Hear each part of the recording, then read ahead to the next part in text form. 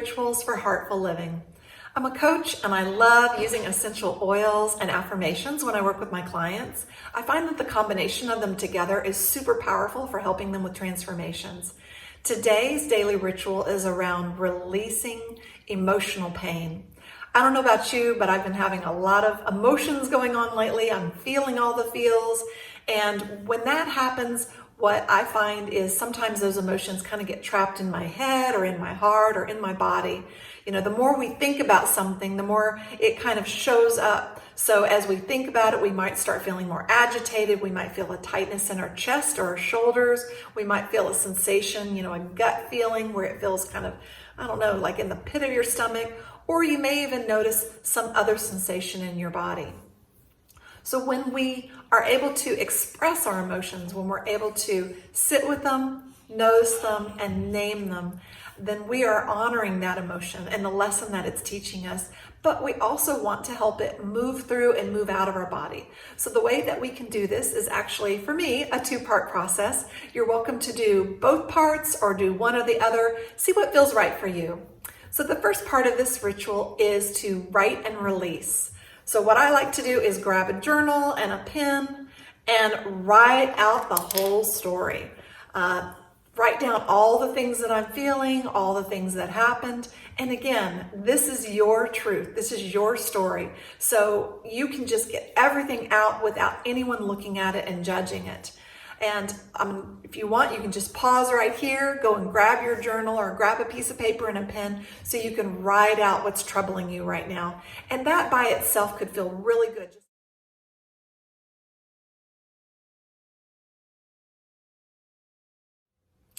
Now, after I've written it and I've got it in my journal, what I like to do is symbolically release it, or like the way I think of it is I'm taking out the trash. I'm getting rid of the junk that I don't want to be hanging on to because it's not doing me any good. So what I like to do is go out to my pond and I take the piece of paper out of my journal and I burn that page. It sounds a little extreme, but I would love for you to try it. It's very cathartic. So what you want to do is write down in your journal everything that you are getting ready to release. So I've just written out a few of the feeling words, but you might want to write it out in more description. I'm so angry, I can't believe that they did blah, blah, blah. Write out the story, get it all out of there. And then, this is particularly satisfying, I like tearing the page right out of the journal. So, that sound, just ripping it right out. Then folding it up, I'm putting it right here in a little fireproof container, and then setting it aflame. And again, in this ritual, we are wanting to release what's holding us back, all of those trapped emotions. So this is symbolic that we're getting rid of them. We're getting rid of all of them by burning them up instead of letting them burn us up on the inside. Sometimes you need more than one match because it's a windy day. So as you can see, it's already caught flame and it's starting to turn into ash. I'll light it from the other side as well. There we go. And again, while it's burning, this gives you the opportunity to just say a little prayer of release, of asking for these emotions to be transmuted, to move out of your body. Perhaps there's a prayer of forgiveness for the other person, for compassion for them. And if you're able to, send them love and compassion.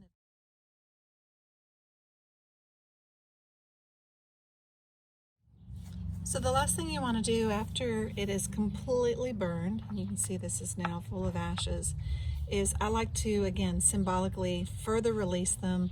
I have a beautiful water lily pond that I usually release them in. I like the symbolism of using fire to transmute this and then releasing that into the water canceling out fire. But you certainly could take these ashes and scatter them in a flower bed or send them into the wind, but I'm going to release them into the pond. And again, I do so with gratitude that this was a lesson that I learned. I learned about these emotions, how they feel in my body. So the second part of this ritual uses essential oils and affirmations. Today we're going to use a total of 3 oils. The oils are cedarwood, a young living blend called Release, and frankincense. So the first oil that you're going to use is cedarwood. And with cedarwood, we're going to take 1 drop of this oil, put it on the palms of your hand. Sorry, on your palm, 1 palm. And then you're going to gently rub it with the other palm. Now you're going to take both of those palms and you're going to, as if you had pockets on the back of your pants, slide them into the position on your body alongside your spine, just as if you had pockets. So you want to put them at the back of your body. And you're going to hold them there while you say this affirmation. I am safe and supported as I release my emotions.